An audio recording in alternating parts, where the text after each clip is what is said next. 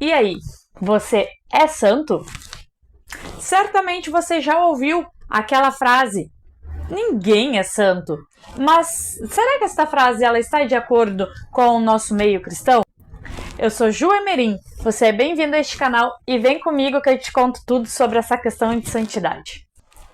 Bem, antes de mais nada, nós precisamos entender o que é santidade. O que acontece é que muitas pessoas confundem santidade com perfeição, e são coisas bem distintas uma das outras. Santidade é ser separado, mas separado do quê? Separado do pecado e do sistema mundano que rege hoje o mundo. Ou seja, ter uma vida de santidade é viver dentro da vontade de Deus. Perfeição é outra coisa. Perfeito é aquele que não tem erro ou defeito. Então, este é perfeito. Uma pessoa que é perfeita, ela não tem erros, ela não tem defeitos. Jesus, ele foi santo e perfeito. Ele era santo porque ele era separado para Deus e também ele era perfeito porque nele não houve pecado e não havia defeito. Então, Jesus, ele foi perfeito e ele foi santo. Nós que cremos em Jesus, nós somos santos e não perfeitos. Por quê? Porque ainda há falhas em nós, ainda há defeitos. Então, nós não somos perfeitos, mas somos santos. A segunda coisa que precisamos compreender é que o processo de santificação, poderíamos dizer que ele se dá em 3 etapas: a inicial, a progressiva e a final. A santificação inicial, como o próprio nome já diz, acontece no início. Mas no início do quê? No início da nossa caminhada com Cristo. Então, quando nós passamos a crer em seu nome, aceitá-lo como Senhor e Salvador, lá no início, há um processo de santificação, que pode se chamar de inicial, que é quando Jesus, então, através do seu sacrifício na cruz, do seu sangue, ele nos santifica. É o primeiro passo. Ele nos separa daquilo que nós vivíamos e faz de uso exclusivo para Deus. Então, é o processo inicial. No momento que aceitamos Jesus, então há este primeiro processo de santificação. Nós cremos em seu nome, nós recebemos um direito de ter uma nova vida. Neste momento, nossos pecados são perdoados e já não somos mais escravos do pecado, mas sim servos de Cristo. Então, neste momento, há uma separação daquilo que nós vivíamos para aquilo que agora vamos viver. Este é o primeiro processo de santificação.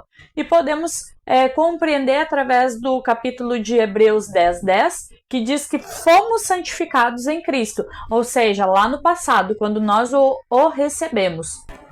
Atos 26:18 também vai confirmar isso. Então, nós o recebemos como Salvador, como nosso Senhor, nós fomos perdoados, santificados.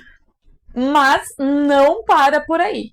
Podemos dizer que então começa o nosso processo de santificação progressiva. Aquilo que tem continuidade na vida do crente. Paulo, ele afirma que ele foi chamado para ser santo. E não somente ele, isso está em 1 Coríntios, capítulo 1. Mas também tem diversos textos onde ele diz: vocês foram chamados a ser santos. Ou seja, esse ser, a gente entende que é um processo de continuidade, que é para mim permanecer em santidade. No mesmo texto de Hebreus 10, que diz que nós fomos santificados, ele diz que estamos sendo santificados, ou seja, fomos e estamos sendo. Então é algo progressivo, é algo que todos os dias devemos lutar contra o pecado, lutar para estar separado daquilo que não é a vontade de Deus. Estarmos buscando a vontade de Deus. E isso se dá ao nosso processo de santificação progressivo, que é dia após dia. Mas também não para por aí, porque só vamos ser totalmente santificados. Nosso processo de santificação ele terá a conclusão quando nosso corpo for revestido de glória após o arrebatamento. A raiz do pecado que existe em nós não existirá mais. Então será o fim. Seremos totalmente santificados, e há diversos textos que falam sobre isso, tanto na carta de Romanos quanto no livro de Apocalipse. Há diversos textos que vai afirmar esta questão, que então não haverá mais pecado em nós. A partir disso, entendemos então que será a conclusão deste processo. E sem contar que há diversos textos nas cartas de Paulo que ele diz: orai pelo santo, aos santos de tal igreja, permaneçam em santidade, sem contar o texto mais relevante de todos. Se não pudéssemos ser santos, por que Deus diria, sede santos porque eu sou santo? Ele jamais falaria isso para nós se não houvesse uma hipótese de nós sermos santos. Levando também em consideração que a gente vê que utensílios no Velho Testamento, eles foram santificados para uso exclusivo de Deus. E até hoje ainda existem pessoas que oram consagrando objetos, carro, casa e até mesmo crianças quando nascem. Esta questão de orar e consagrar, a gente tem que ter entendimento que biblicamente seria para uso exclusivo de Deus. Porque quando pegamos os textos onde foram consagrados objetos para Deus, esses objetos ficavam de uso exclusivo no templo e era apenas os sacerdotes, os sumos sacerdotes podiam pegar, porque aquilo dali era santo, não era para os outros tocar, né? Porque não pode haver uma contaminação nas coisas que são santas de Deus. Olhando então para a questão do ser humano, como eu disse, quando cremos em Jesus, iniciou o processo de santificação, porque Deus nos selou para uso exclusivo dele. Para finalizar, podemos concluir da seguinte forma: eu fui santificado, estou num processo de santificação que terá fim quando Jesus voltar. Eu sou santa. Espero que você também seja. Se ainda ficou alguma dúvida sobre o tema, coloca aqui embaixo nos comentários.